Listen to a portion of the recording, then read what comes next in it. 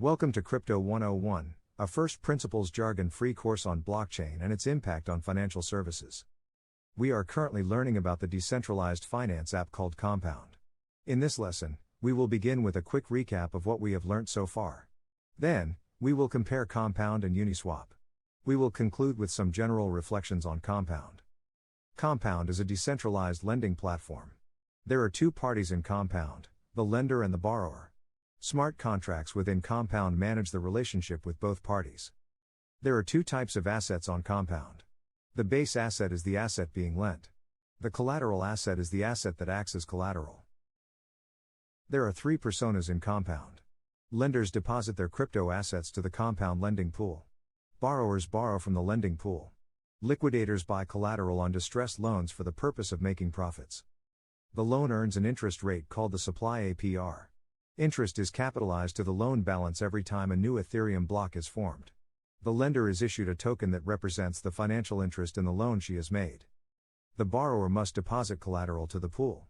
The assets that are eligible to be deposited as collateral is defined by the Compound smart contract. Collateral factor represents the percentage of the current market price of the collateral that is permissible to borrow. The market price of the collateral is delivered to Compound by a price oracle. The outstanding loan of the borrower keeps increasing because of capitalized interest. The borrower can repay the loan at any time. There is no term duration.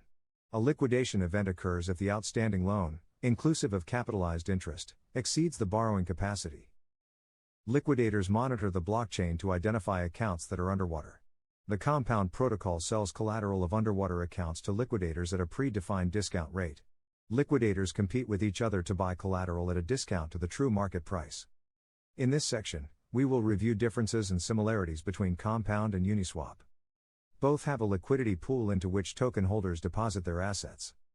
We had learnt that in Uniswap, there are two types of tokens. First, a token that represented contributions to the liquidity pool. This was a non-fungible token in the case of Uniswap. Second, a governance token called the Uni. The same is true for Compound. The C token represents contribution to the liquidity pool. The Comp token is a governance token which entitles holders to voting rights on how the protocol will be run. They can also trade it for speculative purposes.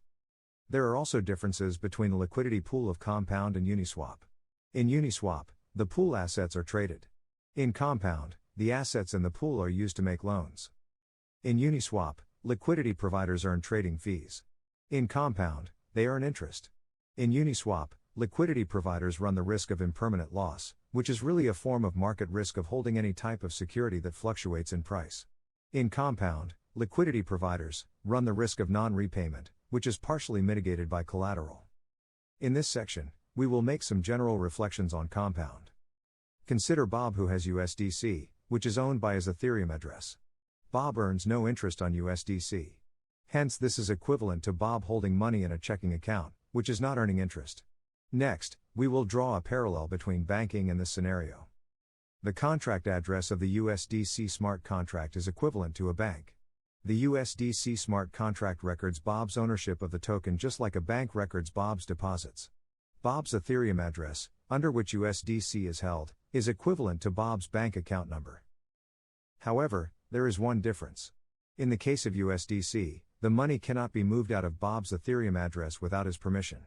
In banking, even though Bob sees that he has money parked in the bank account, the bank has either invested or lent that money. Unless all depositors start withdrawing their money the same time, the bank can operate without trouble.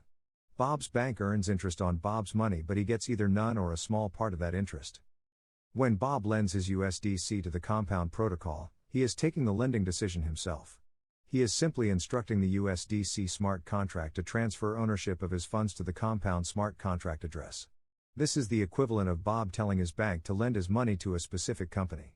That obviously does not happen. Decentralized finance applications like Compound thus disintermediates lending by removing the bank. But Compound is, strictly speaking, not peer-to-peer lending, since lenders make deposits to a smart contract, which then makes loans to borrowers according to predefined rules. Disintermediated lending is, of course, not unique to decentralized finance. Capital markets do the same thing. For instance, when an individual invests in corporate bonds, there is a direct relationship between borrower and lender. Compound, thus, is comparable to capital markets. A money market fund is a type of mutual fund that invests in debt instruments that are of ultra-short duration and can be sold quickly. Money market funds are thus the capital markets equivalent of checking accounts. The compound lending pool, thus, is equivalent to a money market fund. We have learnt that the value of your collateral needs to exceed the amount you can borrow. The question, then, is why borrow? Next, we will address this question. There are two major reasons an individual would want to borrow on Compound. First, the borrower may not wish to sell her existing assets because she expects the interest paid on borrowed asset to be less than the capital appreciation of the existing assets or the capital gains tax she would need to pay. Traders often rely on leverage to amplify their gains. Second, the underlying asset may not be easy to sell, for example, a very high-priced NFT. This brings us to the end of our discussion on decentralized finance. We learnt in this lesson that Compound relies on price data sourced from outside the blockchain for the purpose of determining collateral values. This is achieved through a feature used by blockchains, known as oracles. In the next lesson of this course, we will deep dive into oracles. Before proceeding to the next lesson, review the summary of this lesson.